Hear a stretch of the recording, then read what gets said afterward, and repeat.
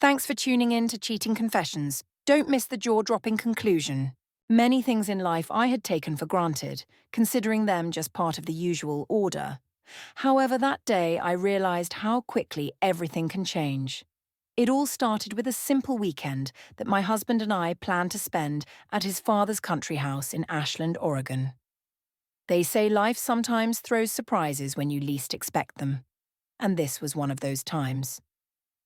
Matthew and I arrived at his father David's house early in the morning, just as the sun began to break through the morning mist. The area was beautiful, rolling green hills, blossoming trees, and a peaceful quiet, broken only by the sound of birds chirping. David's house stood on a hillside, surrounded by old oak trees and a garden that looked as if it was lovingly tended. I had always imagined that at 68 years old, David wouldn't be particularly active. But I was in for a surprise. From the moment we stepped out of the car, David came out to greet us, smiling broadly. He was dressed in a light flannel shirt and worn jeans that hugged his still-fit frame. At 35, I found myself startled by how energetic and handsome David appeared, far more than I had remembered. "Hi, Dad," Matthew greeted him, pulling him into a hug. "How are you?" "Hello, son," David replied, his smile sincere. "I'm doing well, thanks. So glad you both made it. How was the drive?" "Pretty smooth, but the traffic got bad around Medford," Matthew said, glancing at me. "But we made it. Right, Sarah." I nodded, still trying to process how unexpectedly charming David looked. My husband Matthew, a dedicated software engineer, and I, a freelance graphic designer, were used to the fast pace of city life, and this quiet rural setting felt like an entirely different world. "You know, Elizabeth," David said, addressing me directly, "if you don't mind, I can show you around the house and the garden. I've done a lot of work since your last visit." "Sure, I'd love to see it," I replied, now genuinely curious. I hadn't been expecting such enthusiasm from David, a retired high school teacher, but it was clear he found joy in his life here. We stepped into the garden, and I couldn't help but be impressed by the well-maintained flower beds and the neat rows of vegetables. David noticed my appreciation and smiled proudly. "You know, when I first moved here," he began, "this place was a mess. It took me years to get the garden to where it is now. My late wife, Linda, always had a vision for this place, and I've tried to keep it the way she would have wanted." "It's impressive," I said, admiring the symmetry and beauty of the garden. "I love how everything is so well organized." "Thank you," David said, his eyes bright with pride. "Linda and I spent a lot of time working on it. It was our little sanctuary away from everything else." Our conversation flowed naturally, and I started to realize that David was much more than the quiet, retired man I had once thought him to be. His stories about Linda and the garden were filled with personal moments, ones that made me feel he was opening up in ways I hadn't anticipated. "You must have been a great team," I remarked, noticing the emotion in his voice as he spoke of his late wife. "We were," he said, pausing for a moment. "She had such an eye for beauty, and I tried to bring her ideas to life. Now, I do all of this in her memory. It helps me keep her with me, in a way." There was a tenderness in his words that touched me deeply. I wasn't sure how to respond, but I understood the importance of what he was sharing. The garden wasn't just a project, it was a tribute to the life they had built together. As the day went on, David and I spent more time together, walking through the garden and talking about various topics, from the weather to his favourite novels. Matthew, meanwhile, was completely absorbed in work. He had brought his laptop and spent much of the afternoon catching up on some coding deadlines. "Sarah, if you're up for it, I can show you the kitchen, and maybe we can prepare something light for dinner," David offered later that day. "I'd love that," I replied, glad for the opportunity to continue the conversation and learn more about him. I felt an unexpected sense of comfort being around David, something that surprised me. We worked side by side in the kitchen, preparing a simple meal with vegetables fresh from the garden. David was relaxed and personable, far from the stern man I remembered from the few times I had met him before Linda's passing.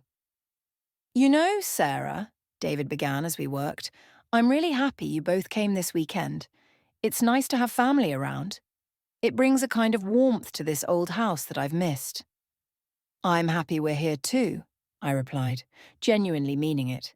It feels good to get away from the city for a while and to spend time with you.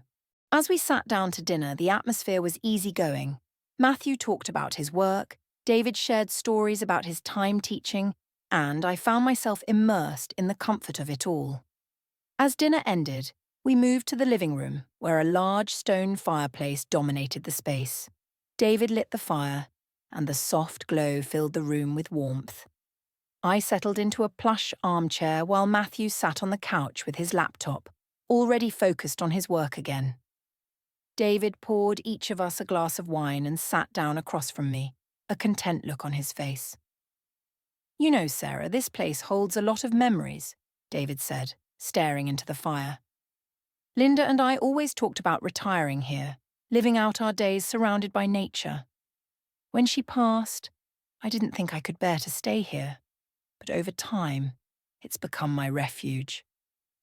I could see the weight of loss in his eyes as he spoke, but there was also a quiet strength. "It must be hard," I said softly. "I can't imagine how difficult it must be to be here without her." "It is," he admitted, his voice low. "Some days are easier than others, but I try to focus on the good times we had here, and that helps." The room was quiet except for the crackling of the fire. I found myself watching David, noticing the way his eyes softened when he spoke of Linda, the deep connection he still carried for her. In that moment, something shifted between us, an unspoken understanding, a sense of closeness that hadn't been there before. Later that evening, as I prepared to go to bed, I reflected on the day. The house was peaceful, the kind of peaceful that made me realize how far removed we were from the chaos of our normal lives. Yet, beneath that tranquility, I couldn't shake the feeling that something was changing. My interactions with David had felt different, more personal, and it left me with a mix of emotions I wasn't ready to confront. The next morning, I woke up early to find Matthew already immersed in his work. He had a big project deadline coming up, and his job as a software engineer often kept him occupied even on weekends. I, on the other hand, felt the pull of the garden outside and the allure of the quiet countryside. David greeted me in the kitchen with a cup of coffee, his demeanour as warm and inviting as the sun filtering through the windows. "I was thinking of heading into town later today. There's a small cafe I go to, sometimes called Baker's Corner, right in the heart of Ashland. Would you like to join me?" "That sounds lovely," I replied, grateful for the chance to spend more time away from the house and get to know David better. Later that day, David and I drove into town, the scenic route through the countryside providing a welcome distraction. Ashland was charming, with its tree-lined streets and small-town feel. As we pulled up to Baker's Corner Cafe, I could already sense the cosy atmosphere from the outside. The smell of fresh bread and coffee wafted through the air. It was the kind of place where locals gathered, and the ambiance felt instantly welcoming. We took a seat by the window, and as the conversation flowed, I felt myself relaxing in David's company more and more. There was something about him that made it easy to talk. He had an understanding, a depth, that I hadn't fully appreciated before. "You know, Sarah," David said after a while, "I don't often get the chance to sit down and talk like this. It's been a long time since I've had someone to just share thoughts with." I nodded, taking a sip of my coffee. "I feel the same. Life in the city is so hectic. It's hard to find time for moments like these." David smiled, his eyes crinkling at the corners. "That's why I moved out here after retiring. To slow down. To really live. Ashland's been good for me in that way." His words lingered in the air, and I found myself drawn to his openness.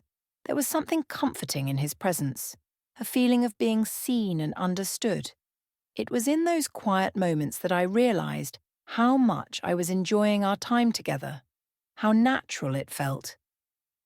After the cafe, we walked through town, wandering the quaint streets, stopping at little shops along the way. I couldn't remember the last time I had spent an afternoon so carefree.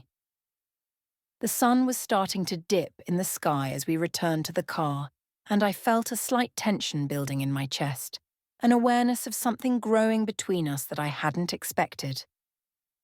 By the time we returned to the house, Matthew was still absorbed in his work, oblivious to the shift that had occurred in my mind. The evening passed quietly, but my thoughts kept drifting back to David, to the way he had made me feel understood in a way I hadn't experienced in a long time. That night, as I lay in bed, I couldn't shake the thoughts swirling in my head. There was a connection between David and me, one that I hadn't anticipated, and it both thrilled and terrified me. I knew it was something I couldn't ignore, but I also knew that following those feelings would change everything. The following day started with the same quiet routine.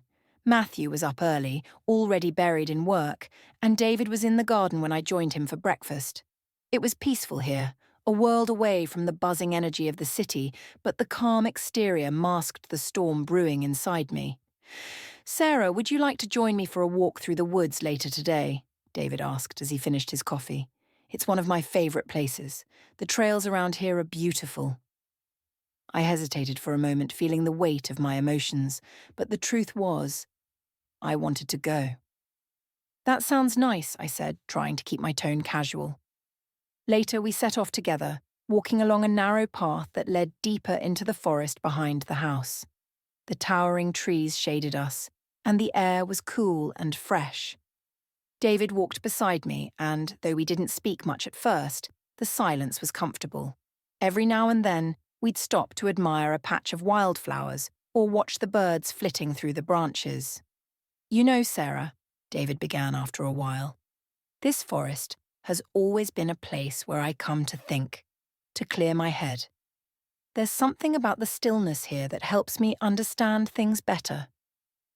I looked at him, noticing the way the soft light filtered through the trees, casting shadows across his face. "I think I know what you mean," I replied, my voice quieter than I had intended. "Being out here, it's easy to forget everything else. It's like the rest of the world just fades away." Our steps slowed as the path opened into a small clearing, the sunlight streaming down in golden patches. David stopped and turned toward me, his expression serious yet tender. "Sarah," he said softly, "I can't pretend anymore. I've been feeling something for you, something I didn't expect. This time we've spent together. It's changed things for me." My heart pounded in my chest. I had known this moment was coming, but hearing it out loud made it real. I felt the same pull toward him, the same inexplicable connection that had been growing over the last few days. "I feel it too, David," I admitted, my voice barely above a whisper. "But I don't know what to do with these feelings. I didn't expect any of this." David stepped closer, his gaze locked on mine. "I didn't either," he said, his voice low and sincere. "But I can't ignore it anymore." There was a pause, the weight of unspoken words between us. Then, without thinking, I reached out, my hand brushing against his. The touch sent a rush of warmth through me, and before I knew it, his lips met mine in a gentle, tentative kiss. The world around us seemed to blur, and for a moment nothing else existed but that kiss, soft and full of emotion. When we finally pulled away, I looked into his eyes, searching for clarity, but all I found was the same confusion and longing that mirrored my own. "David, I didn't mean for this to happen," I stammered, my mind racing to catch up with the reality of what we'd just done. "This isn't fair to Matthew." "I know," David said softly, his hand still holding mine. "And I never meant to put you in this position, but I can't deny what I'm feeling." The warmth of his touch lingered, but so did the weight of guilt. I pulled my hand away gently, trying to regain control of my thoughts. "We can't do this," I said, though the words felt hollow even as I spoke them. "It's too complicated, too messy. And Matthew, he doesn't deserve this." David nodded, understanding but conflicted. You're right. It's not fair to him. But I can't help how I feel about you, Sarah. I've tried to ignore it, to push it away, but it's only grown stronger. I swallowed hard, trying to suppress the emotions surging within me. We need to figure this out, but I can't keep this from Matthew. He's my husband. I understand, David replied, his voice heavy with emotion. But whatever happens, I don't want you to carry the weight of guilt alone. This is on both of us. As we walked back toward the house, the atmosphere between us had shifted dramatically. What had started as a peaceful walk had become a pivotal moment in both of our lives. The connection we had acknowledged was undeniable, but so was the gravity of what that connection meant. When we returned, Matthew was still sitting in front of his laptop, engrossed in his work. I looked at him, feeling the full weight of my betrayal, and for a moment, I considered telling him everything right then. But the words wouldn't come. The guilt was too raw, and I needed time to think. That evening, David suggested we sit by the fireplace again, but the comfortable warmth of the previous night was replaced by an awkward tension. The fire crackled in the background, but my thoughts were elsewhere, consumed by the complexity of the situation. David poured us both a glass of wine, but the conversation was stilted. As the night went on, I found it increasingly difficult to concentrate on anything other than the decision I knew I had to make. I couldn't continue living in this web of conflicting emotions. I needed to decide, either confront my feelings or bury them for the sake of my marriage. The next morning, I woke up feeling heavy, knowing that the events of the previous day couldn't be ignored any longer. The sunlight peeked through the curtains, casting a warm glow across the room, but I felt no comfort in it. I needed to clear my head to figure out what to do next. I got dressed quietly, trying not to disturb Matthew, who was still asleep. He had worked late into the night, and his exhaustion was evident. As I headed to the kitchen, I found David already there, sipping his coffee and looking out at the garden. "Good morning," he said, his voice gentle but carrying the weight of everything unsaid. "Morning," I replied, forcing a smile that didn't quite reach my eyes. We didn't need words to acknowledge the tension between us. The quiet moments from the past few days, filled with unspoken feelings, had culminated into something neither of us could ignore. But now, we were both struggling with the consequences of what had happened. "Sarah, I've been thinking," David began, turning to face me. "We need to talk about what happened yesterday. I don't want to complicate your life more than I already have, but I also don't want to pretend it didn't happen." I took a deep breath, trying to organize my thoughts. "I've been thinking too," I said. "I care about you, David, more than I ever expected. But I also care about Matthew, and I can't hurt him like this. He deserves better than that." David nodded slowly, his eyes filled with understanding and regret. "I know, and I don't want to come between you two. Matthew is my son, and I would never intentionally hurt him. But these feelings, Sarah, they're real, and I don't know how to move forward from this."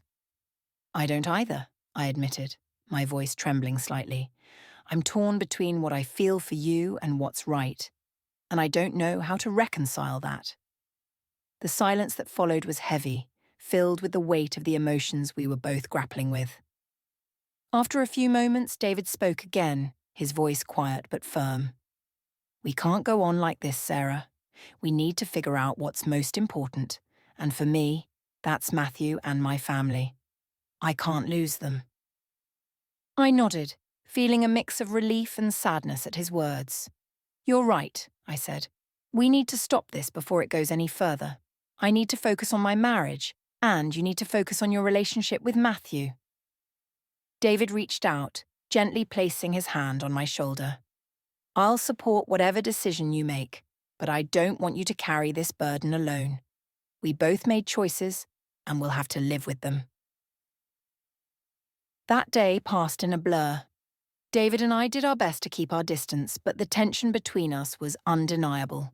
Matthew was completely unaware, immersed in his work, and I found myself growing more and more guilty as the hours dragged on.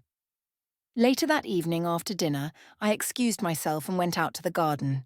The fresh evening air helped clear my head, but I knew I couldn't avoid the inevitable conversation with Matthew. My mind raced as I considered my options. Should I tell him the truth about what had happened, or try to bury it and move on? As I sat on the bench, lost in thought, I heard footsteps approaching. I looked up to see David standing there, his expression serious yet conflicted. "Sarah," he said quietly, "I know you're struggling with what to do. I've been thinking about it too. Maybe it's time for us to be honest with Matthew." I felt my stomach drop at the thought. "I don't know if I can," I whispered. "I'm afraid of what it will do to him. To us." David nodded slowly, understanding the gravity of the situation. "It won't be easy, but I think it's the only way forward. We can't keep living like this, pretending nothing's changed." I knew he was right. I couldn't keep living with the guilt of what had happened, and Matthew deserved to know the truth, no matter how much it hurt. "Okay," I said, my voice barely audible. "I'll tell him." David placed a hand on my shoulder, his touch both comforting and heavy with the weight of the decision we had made. "Whatever happens, Sarah, you won't go through this alone. We'll face it together." Later that night, I found Matthew in the living room, sitting by the fireplace, his laptop resting on his lap as usual. I stood there for a moment watching him, my heart heavy with guilt and fear. He looked up and smiled, completely unaware of the storm that was about to hit. "Hey, you okay?" he asked, noticing the worry on my face. "Matthew, we need to talk," I said, my voice trembling. He immediately sensed the seriousness of my tone and set his laptop aside. "What's going on?" he asked, his brow furrowing with concern. I sat down across from him, trying to steady my nerves. "There's something I need to tell you. Something I've been keeping from you." As I spoke, the words tumbled out of me, the guilt pouring forth with every sentence. I told him everything, about my feelings for David, about the kiss, about the struggle I had been going through. Matthew sat there, his face growing paler with every word. When I finished, the silence was deafening. I could see the hurt in his eyes, the shock, the disbelief. He stood up, pacing the room as if trying to process what I had just said. "How could you, Sarah?" Matthew finally said, his voice strained with emotion. "How could you do this? With my father, of all people?" I felt my heart sink as the full weight of his pain hit me. "I never meant for any of this to happen, Matthew. It wasn't planned. I'm so sorry." "Sorry?" he repeated, incredulous. "You're sorry? How long has this been going on? What did I miss? Was I just too busy with work to see what was right in front of me?" I could feel the anger and betrayal radiating from him, and I knew there was nothing I could say to make it right. "It was just a moment. It wasn't some long affair, and it doesn't change how I feel about you. But I couldn't lie to you anymore. You deserve the truth." "The truth?" he snapped, his voice rising. "The truth is you betrayed me, Sarah. You betrayed our marriage, and you betrayed me with my own father." Tears welled up in my eyes, but I knew that his pain was justified. "I don't expect you to forgive me, Matthew. I know I've hurt you, and I don't know how to fix this." Matthew ran a hand through his hair, pacing the room. "I need time to think," he muttered, his voice cracking slightly. "I need to get out of here." Without another word, he grabbed his jacket and keys, leaving the house in a rush. The door closed behind him, the sound echoing through the now empty room. I stood there, tears streaming down my face, unsure of what would happen next. A few minutes later, David came into the room, his expression heavy with concern. "Did you tell him?" he asked quietly. I nodded, wiping away my tears. "He knows everything. He's gone. I don't know where, but I've hurt him so much." David stepped closer, his own face etched with guilt. "I'm sorry, Sarah. I'm sorry I put you in this position." "It's not your fault," I said, shaking my head. "We both made choices. But now, I don't know what's going to happen." We stood there in silence for a while, the weight of the situation pressing down on us both. The house felt eerily quiet without Matthew's presence, and I couldn't shake the feeling that everything had changed irreversibly. That night, I lay awake in bed, unable to sleep. My mind raced with thoughts of what I had done, what I had lost, and what the future would hold. The guilt was overwhelming, but more than that, I was terrified of what would happen when Matthew came back. The following morning, Matthew didn't return. I spent the day anxiously waiting, wondering where he had gone and what he was thinking. Every minute felt like an eternity as I tried to keep myself busy, but my mind was consumed by the fear of losing him forever. David tried to give me space, but it was clear that the situation weighed heavily on him too. By late afternoon, I still hadn't heard anything from Matthew, and my heart sank deeper into despair. Just as I was about to call him, I heard the sound of a car pulling up outside. I rushed to the window and saw Matthew getting out of the car, his face drawn and exhausted. He walked in slowly and the silence between us was suffocating. He didn't say anything at first, just looked at me with eyes full of hurt and disbelief. Finally he spoke, his voice quiet but firm. "I've been thinking," he said, sitting down on the edge of the couch. "I don't know if I can forgive you, Sarah. I don't know if I can move past this, but I need to know why. Why did this happen?" I sat across from him, my hands trembling slightly. "I don't know how to explain it, Matthew. It wasn't something I planned or even wanted. It just happened. I was confused, and I let my emotions get the better of me." "You let your emotions get the better of you," he repeated, his tone filled with disbelief. "Do you even realize what this has done? To me, to us, to our family?" "I do," I said, my voice breaking. "I know I've destroyed something precious, and I regret it more than I can say. But please, Matthew, believe me when I say that I never meant to hurt you like this." He looked down at his hands, the silence stretching between us. After what felt like an eternity, he spoke again. "I need time, Sarah. Time to figure out what I want, what we should do.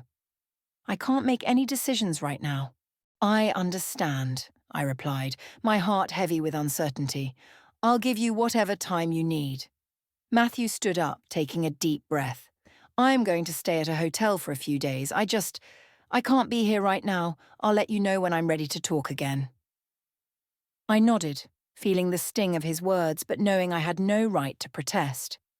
As he gathered a few things and left the house, the reality of the situation hit me with full force.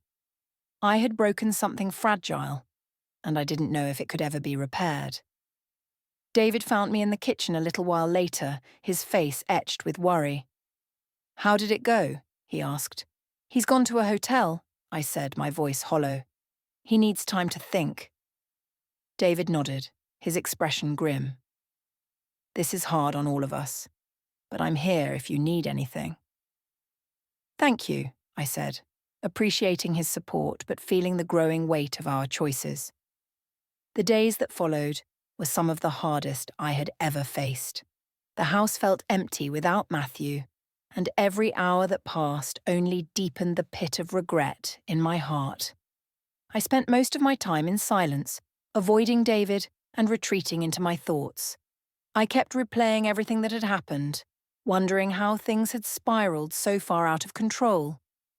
Matthew stayed at a hotel in town, and although we exchanged a few brief messages, he made it clear that he needed space. I respected that, but the waiting felt unbearable. Every day was filled with uncertainty, with the possibility that he might decide to leave me for good. David, too, seemed to withdraw. He spent long hours outside working in the garden or taking walks through the woods, and our conversations became fewer and more strained. The connection we had once shared now felt like a weight we both carried, and neither of us knew how to ease the burden. One evening, as I sat by the fireplace, the weight of it all became too much. I had been holding back my emotions for days, trying to stay strong, but the dam finally broke. I wept, feeling the full force of everything I had lost. My marriage, my sense of stability, the life I had once known. David found me there, his face filled with concern, but he kept his distance. He knew this was something I had to go through on my own, something no amount of comfort from him could fix. A few days later, Matthew called. His voice was calm, but I could hear the exhaustion in it. "We need to talk," he said. "I'll come by the house tomorrow." I agreed, my heart racing at the thought of what the conversation might bring. The next day, when Matthew arrived, the tension in the air was palpable. David had gone out, giving us the space we needed. We sat in the living room, the same place where I had confessed everything. Matthew didn't waste any time getting to the point. "I've thought a lot about this," he began, his voice steady. "I don't know if I can ever fully forgive what happened, but I also don't want to throw away everything we've built together. I need to know if you're willing to fight for us, Sarah, if you're willing to work through this." His words hit me like a wave of relief and pain at the same time. I hadn't expected him to offer any kind of reconciliation, but I also knew that the road ahead would be difficult. "I am," I said, my voice shaking with emotion. "I know I've hurt you, and I'll do whatever it takes to make things right. I want to fight for our marriage, Matthew." He nodded, though the hurt in his eyes was still clear. "It's going to take time, a lot of time, and we'll have to rebuild trust from the ground up." "I understand," I said. "I'll be patient. I'll do whatever it takes." For the first time in days, there was a sense of possibility in the air, the chance to rebuild what had been broken. It wouldn't be easy, and I knew that our relationship might never be the same. But for now, we were both willing to try, and that was enough. As Matthew left that day, there was a sliver of hope between us.